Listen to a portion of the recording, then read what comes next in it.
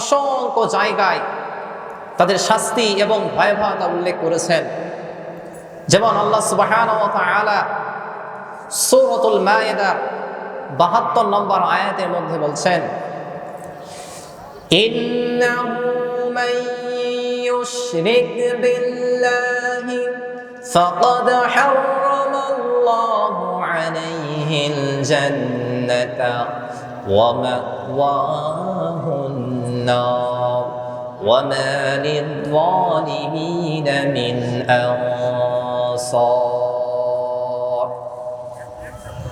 আল্লাহ রাব্বুল আলামিন বলছেন, নিশ্চয় যে ব্যক্তি আল্লাহ তাআলার সঙ্গে শরীক বা অংশীদার স্থাপন করে, আল্লাহ সুবহানাহু ওয়া তাআলা তার জন্য জান্নাতকে হারাম করে দেন, তার ঠিকানা হয় জাহান্নাম। ওয়া মা লিয-যালিমিনা মিন আনসার, আর জালেমদের কোনো সাহায্যকারী নেই।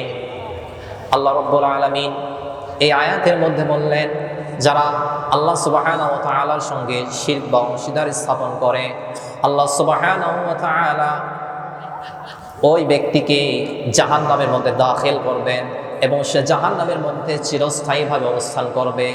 জাহান্নামের মধ্যে সে কোনো সাহায্যকারী তালাশ করে পাবে না। শিরকের গুনাহ অত্যন্ত ভয়াবহ গুনাহ। শিরক অত্যন্ত মারাত্মক একটি গুনাহ, যে গুনার কোনো ক্ষমা নেই, যে গুনার কোনো কি নেই, ক্ষমা নেই। আল্লাহ রাব্বুল আলামিন আরো বলছেন, ওয়ালাকাদ উহিয়া ইলাইকা ওয়া ইলাল্লাযীনা মিন ক্বাবলিকা লাইন আশরাকতা লায়াহবাতান্না আমালুকা ওয়া লাতাকুনান্না মিনাল খাসিরিন। আল্লাহ তাআলা প্রিয় নবী হযরত মুহাম্মদ সাল্লাল্লাহু আলাইহি ওয়াসাল্লামকে সম্বোধন করে বলছেন, আর নিশ্চয় আমি আপনার প্রতি এবং আপনার পূর্ববর্তীদের প্রতি ওহী প্রেরণ করেছি, ওহী প্রত্যাদেশ করেছি। লাইন আশরাকতা, হে নবী যদি আপনি শিরক করেন, লা ইয়াহবাতান্না আমালুকা, তাহলে আপনার সকল আমল বরবাদ হয়ে যাবে, সকল আমল নিষ্ফল হয়ে যাবে। ওয়া লাতাকুনান্না মিনাল খাসিরিন, এবং আপনি ক্ষতিগ্রস্তদের মধ্যে অন্তর্ভুক্ত হয়ে যাবেন। এই আয়াতের মধ্যে আল্লাহ সুবহানাহু ওয়া তাআলা আমাদের প্রিয় নবী হযরত মুহাম্মদ সাল্লাল্লাহু আলাইহি ওয়াসাল্লামকে সম্বোধন করে বলছেন, লাইন আশরাকতা, হে নবী যদি আপনি শিরক করেন। নবী কিন্তু শিরক করে নাই, নবী কিন্তু শিরক করবেও না, কিন্তু আল্লাহ সুবহানাহু ওয়া তাআলা নবীকেই বলছেন, লাইন আশরাকতা, হে নবী আপনি যদি শিরক করেন, লা ইয়াহবাতান্না আমালুকা, তাহলে আপনার সকল আমল নষ্ট হয়ে যাবে, সকল আমল ধ্বংস হয়ে যাবে, সকল আমল নিষ্ফল হয়ে যাবে।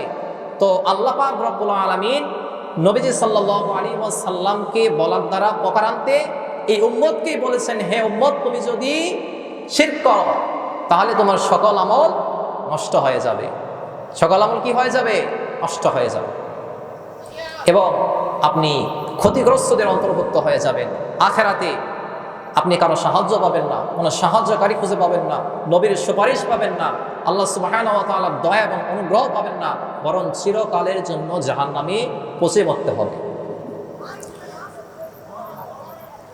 সম্মানিত সুধী, আল্লাহ রাব্বুল আলামিন আরো বলছেন, ইন্নাল্লাহা লা ইয়াগফিরু আন ইউশরাকা বিহি ওয়া ইয়াগফিরু মা দুনা যালিকা লিমান ইয়াশা। নিশ্চয় আল্লাহ তাআলা তার সঙ্গে শিরক করাকে ক্ষমা করবেন না, তার সঙ্গে অংশীদার সাব্যস্ত করার গুনাহটাকে কখনো ক্ষমা করবেন না। কিন্তু আল্লাহ রাব্বুল আলামিন যদি তার সঙ্গে শিরক না করে অন্যান্য পাপ যদি করা হয়, আল্লাহ তাআলা যাকে ইচ্ছা ওই ব্যক্তির পাপগুলো ক্ষমা করে দিতে পারেন, বলে সুবহানাল্লাহ।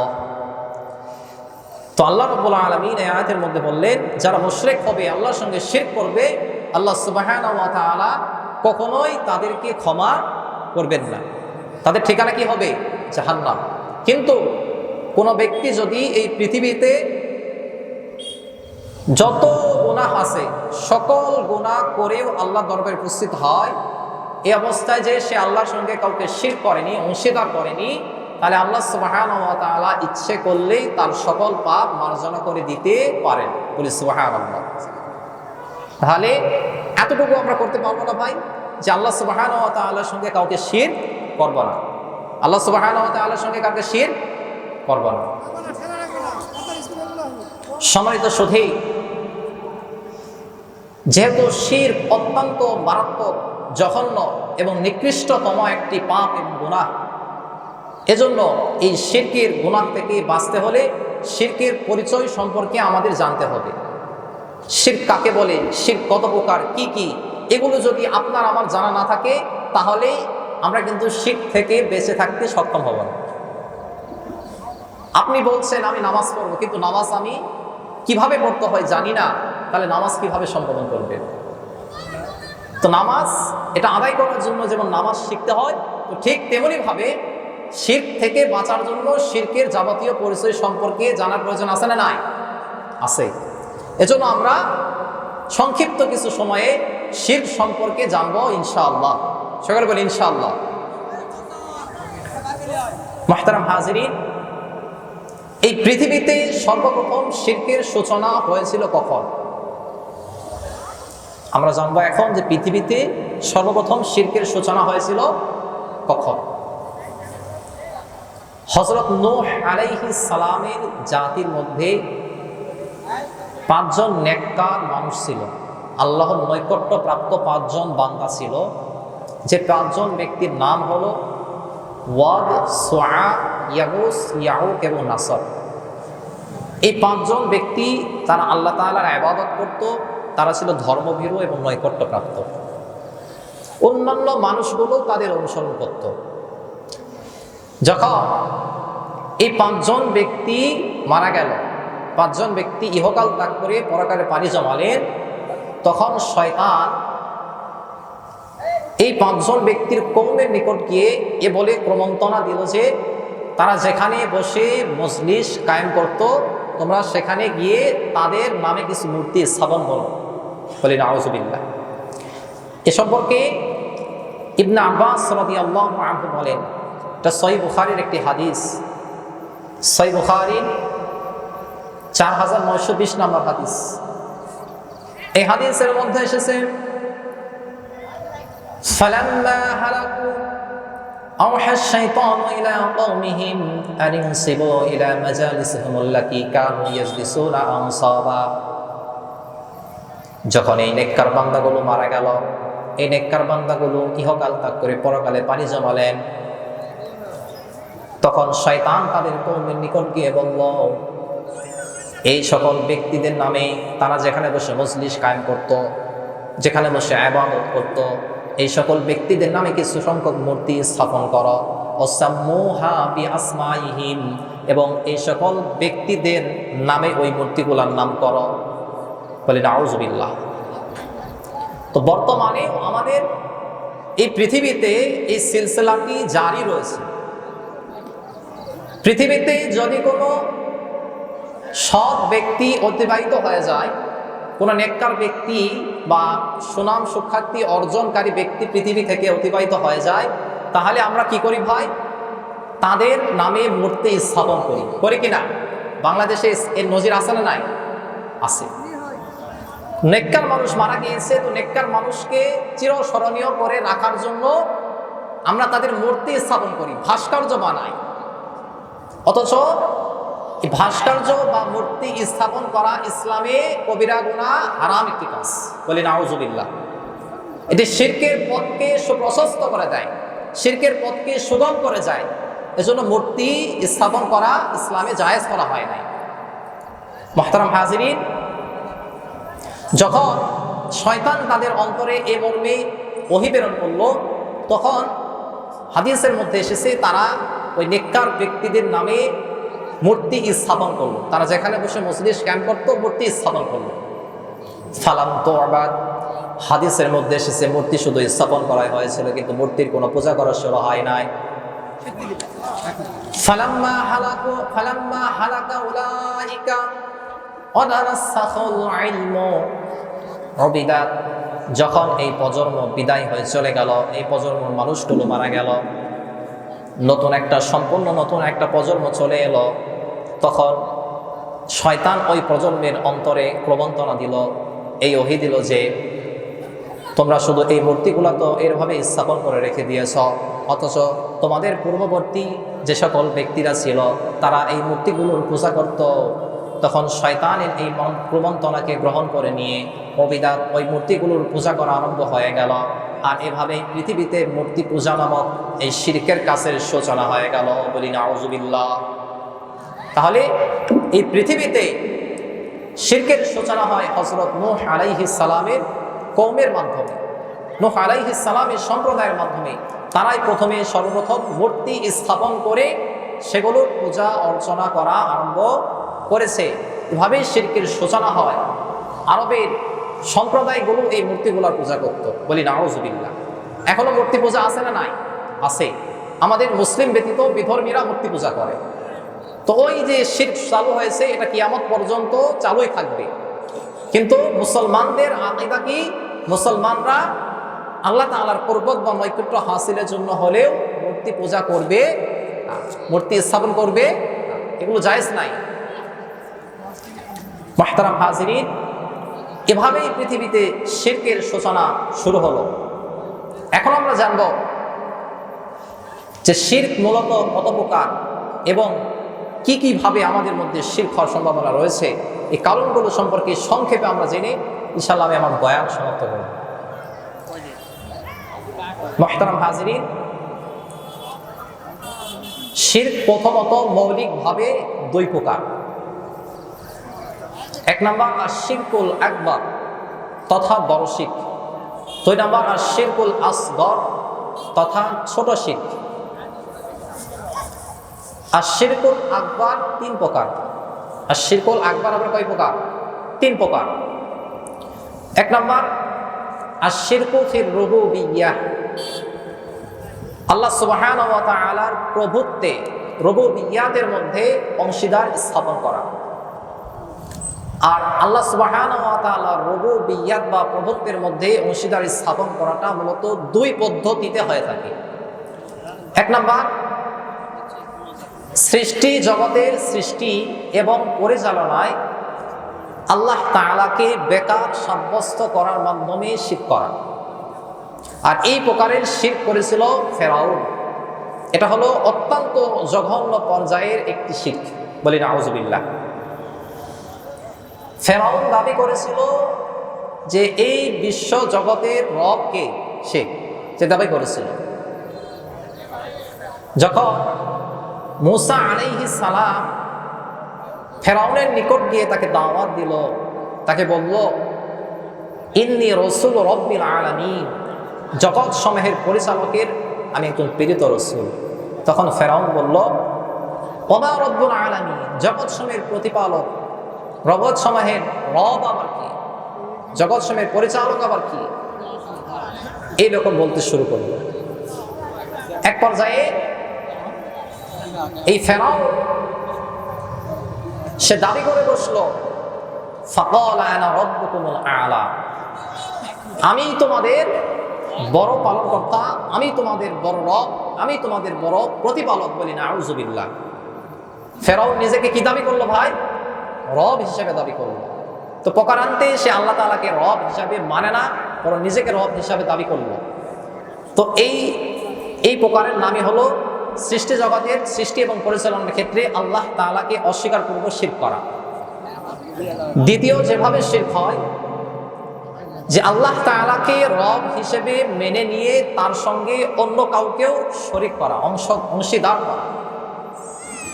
যেমন তৃতীয়বারে বিশ্বাসী খ্রিস্টান সম্প্রদায়, তারা আল্লাহ তাআলাকেও রব হিসেবে মানে, সঙ্গে সঙ্গে ঈসা ইবনে মারইয়াম এবং মারইয়াম আলাইহিস সালামকে রব হিসেবে মানে। এজন্য তারা তৃতীয়বাদে বিশ্বাসী মুশরিক সম্প্রদায়। অগ্নি পূজক, কিছু সংখ্যক অগ্নি পূজক এমন আছে যারা মনে করে যে সমস্ত কল্যাণের প্রবর্তক হলেন আলো এবং সমস্ত অকল্যাণের প্রবর্তক হলো অন্ধকার। কিছু সংখ্যক ব্যক্তি এমন আছে যারা মনে করে যে তারকারাজই হলো রব বা প্রতিপালক এবং তারাই পুরো বিশ্বকে পরিচালনা করছেন বলি নাউযুবিল্লাহ। তো আশিরকু ফির রুবুবিয়্যার মধ্যে এই প্রকারে বা এই ক্ষেত্রে বা এই পদ্ধতিতেই শিরক হতে পারে। অথচ আল্লাহ রাব্বুল আলামিন সূরাতুল ফাতিহার প্রথম আয়াতের মধ্যে ঘোষণা করছেন আলহামদুলিল্লাহি রাব্বিল আলামিন আর রহমানির রহিম মালিকি ইয়াউমিদ্দিন। আল্লাহ রাব্বুল আলামিন বলছেন সকল প্রশংসা সেই আল্লাহ তাআলার জন্য যিনি জগৎ সমূহের পরিচালক, জগৎ সমূহের রব, জগৎ সমূহের পালনকর্তা, প্রতিপালক। ফেরাউন নিজেকে প্রতিপালক দাবি করেছে, কিন্তু ফেরাউন প্রতিপালক নয়। এই জগৎ সমূহের পরিচালনাকারী, জগৎ সমূহের সৃষ্টিকর্তা, এই জগৎ সমূহের রব বা প্রতিপালক হলেন একজন, তিনি হলেন কি? আল্লাহ তাআলা, যিনি পরম করুণাময়, অসীম দয়ালু, বিচার দিবসের মালিক। আর তিনিই হলেন একমাত্র আল্লাহ তাআলা। আল্লাহ তাআলাই হলেন এই জগৎ সমূহের পরিচালক এবং রব। মুহতারাম হাজিরিন, আশিরকুল আকবারের দ্বিতীয় যে প্রকার, এটাকে বলা হয় আশিরকু ফিল উলুহিয়্যা। আল্লাহ সুবহানাহু ওয়া তাআলা ছাড়া অন্য কাউকে ইবাদতের উপযুক্ত মনে করা, অথবা উপাসনার ক্ষেত্রে আল্লাহ তাআলার সঙ্গে অন্য কাউকেও শরীক করা। অন্য কাউকে কি করা? শরীক করা। তো এক্ষেত্রে তিনভাবে শিরক হতে পারে। এক নম্বর, নুসুক বা শাআয়ের তথা নিদর্শন সমূহের ক্ষেত্রে অংশীদার করা, যেমন অন্যের কাছে দোয়া করা, অন্যের নামে মান্যত করা, অন্যের কাছে মান্যত করা, পশু জবাই করা আল্লাহ ব্যতীত অন্যের নামে, আল্লাহ ব্যতীত গয়রুল্লাহর কাছে সাহায্য চাওয়া, এগুলো হলো এটার পদ্ধতি। দ্বিতীয়ত, আনুগত্যের ক্ষেত্রে শিরক, অর্থাৎ হালাল এবং হারাম সাব্যস্তকরণের ক্ষেত্রে আল্লাহ তাআলা ব্যতীত অন্য কারো আনুগত্য করা। যেমন ইহুদিরা তাদের আলেম বা পণ্ডিতকে এবং খ্রিস্টানরা তাদের সংসার বিরাগীগণকে, অর্থাৎ ইবাদত গুজারকে আল্লাহ তাআলা যে সকল বস্তু হারাম করেছেন সেগুলো হালাল করার ক্ষেত্রে, এবং আল্লাহ তাআলা যে সকল বস্তু হালাল করেছেন সেগুলোকে হারাম করার ক্ষেত্রে আনুগত্য করে থাকে, অনুসরণ করে থাকে, তাদেরকে রব হিসেবে গ্রহণ করে থাকে। এটাও শিরক। তো এক্ষেত্রে তৃতীয় যেভাবে শিরক হইতে পারে সেটা হলো মুহাব্বতের ক্ষেত্রে শিরক। আল্লাহ সুবহানাহু ওয়া তাআলাকে রব হিসেবে আমরা যে পরিমাণ মুহাব্বত করি, ভালোবাসি, তো অন্য কাউকেও সেভাবে মুহাব্বত করা, ভালোবাসাটা হলো একটা শিরক। এটা সম্পর্কে কোরআনের মধ্যে বিস্তারিত আলোচনা রয়েছে। শিরকের তৃতীয় যে প্রকার সেটা হলো আশিরকু ফিল আসমাই ওয়াস সিফাত। আল্লাহ তাআলার নাম এবং গুণাবলীর ক্ষেত্রে শিরক করা। এটা দুইভাবে হইতে পারে। এক নাম্বার, আল্লাহ তাআলার কোনো গুণ, কোনো গুণাবলীতে মাখলুককে অংশীদার করা। যেমন আল্লাহ তাআলা আলিমুল গায়ব, তিনি অদৃশ্যের বিষয়ে জ্ঞাত। তো এই গুণে আল্লাহ তাআলার এই গুণের মধ্যে কোনো মাখলুককে অংশীদার বানানো, যে অমুকেও গায়েব জানে, এরকম দাবি করাও আল্লাহ তাআলার আসমা ও সিফাতের মধ্যে শিরক করা অন্তর্ভুক্ত। দ্বিতীয় যেভাবে শিরক হইতে পারে, বান্দার কোনো গুণাবলীতে আল্লাহ তাআলাকে সাদৃশ্য দেওয়া, তাসবিহ দেওয়া। যেমন ইহুদিরা আল্লাহ তাআলাকে বলে আল্লাহ তাআলা কৃপণ, বলি নাউযুবিল্লাহ। খ্রিস্টানরা আল্লাহ তাআলার জন্য সন্তানকে সাব্যস্ত করে, অর্থাৎ মানুষের যে সকল গুণগুলো থাকে এই গুণগুলোকে আল্লাহ তাআলার জন্য সাব্যস্ত করে, এটাও শিরক। এ হলো আশিরকু ফিল আসমাই ওয়াস সিফাত। আশিরকের যে তিনটা প্রকারের আলোচনা শেষ। আশিরকুল আসগর সর্বশেষ যে প্রকার, সেটা হলো আশিরকুল আসগর। এটা দুইটা হয়ে থাকে। একটা হলো প্রকাশ্যভাবে, আশিরকুল জালি যেটাকে বলা হয়। তো প্রকাশ্যভাবে কিভাবে হয়? যেমন আল্লাহ তাআলা ছাড়া অন্য কারো নামে শপথ করা। অনেকে শপথ করে থাকি সন্তানের নামে, স্ত্রীর নামে, পিতামাতার নামে। তো আল্লাহ রাসূল সাল্লাল্লাহু আলাইহি ওয়াসাল্লাম আল্লাহ ব্যতীত অন্য কারো নামে শপথ করাকে শরীয়তের দৃষ্টিতে ছোট শিরক বলে আখ্যায়িত করেছেন, বলি নাউযুবিল্লাহ। এই পাপগুলো আমাদেরকে ছেড়ে দিতে হবে। এগুলো আমাদের অনেকেরই অজানা। কোনো বিষয়বস্তুকে মজবুত করার জন্য, দৃঢ় করার জন্য, সাব্যস্ত করার জন্য আমরা এই প্রকারের শিরক করে থাকি। আল্লাহ তাআলা সকলকে হেফাজত করেন। এ প্রকারে আরেকভাবে শিরক হয়, সেটা হলো আশিরকুল খফি। আশিরকুল খফি এটা হলো প্রত্যেকটা মানুষের ক্ষেত্রেই কম বেশি রয়েছে। এই শিরক থেকে বেঁচে থাকা মুশকিল। সেটা হলো আর রিয়া বা লোক দেখানো ইবাদত। এই লোক দেখানো ইবাদত কম বেশি সকলেই এগুলোর অন্তর্ভুক্ত। কেউ এগুলো থেকে বেঁচে থাকতে পারে না, খুব অল্প সংখ্যক মানুষ পারে। যেমন আপনি মসজিদে গিয়েছেন, দেখছেন যে আপনার শ্বশুর পেছনে আছে, তো আগে আপনি যেভাবে সালাত আদায় করতেন শ্বশুরকে দেখে সালাতের সৌন্দর্য বাড়িয়ে দিয়েছেন, আরো সুন্দরভাবে পড়ছেন। কি জন্য পড়ছেন? পেছনে শ্বশুর আছে, যদি দেখে বলবে ছেলে অভদ্র, নামাজ পড়া সেখানে মুসলিম না, ঠিক কিনা? তো এমন এইরকম ধারণা অন্তরের মধ্যে নিয়ে যে আবাদতটা করা হবে এটাকে বলা হবে রিয়া বা লোক দেখানো আবাদত। এটা হলো ছোট শিরকের অন্তর্ভুক্ত। মুহতারাম হাজিরিন, আমার আলোচনা প্রায় শেষের দিকে। শুধুমাত্র শিরকের যে প্রকারগুলো বর্ণনা করা হলো এগুলোর হুকুম বলি। আর শিরকুল আকবার বা বড় শিরকের হুকুম হলো এটা করার দ্বারা মানুষ ইসলামের গণ্ডি থেকে বের হয়ে যায়, সে মুসলমান থাকে না, ইমানদার থাকে না, সে মুশরিক হয়ে যায়, তার স্থান হয় জাহান্নাম। আর শিরকুল আসগর এটার হুকুম হলো এটা করার দ্বারা যদিও মানুষ ইসলামের গণ্ডি থেকে বের হয় না, একেবারে মুমিন বা মুসলিম থেকে খারেজ হয় না, কিন্তু এটা কবিরা গুনাহ, এটা মারাত্মক পর্যায়ের, এটাও মারাত্মক পর্যায়ের একটু ছোট শিরক। এটা বড় শিরকের প্রতি ধাবিত করে, বড় শিরকের পথকে সুগম করে। এজন্য এই প্রকারের শিরকেও আমাদেরকে বর্জন করতে হবে। আল্লাহ সুবহানাহু ওয়া তাআলা এই সংক্ষিপ্ত সময়ের মধ্যে আমরা যা কিছু আলোচনা করেছি এগুলোর উপর আমল করার তৌফিক দান করেন সকল বলে আমিন। ওয়া আখির দাওয়ানা আনিল হামদুলিল্লাহি রাব্বিল আলামিন।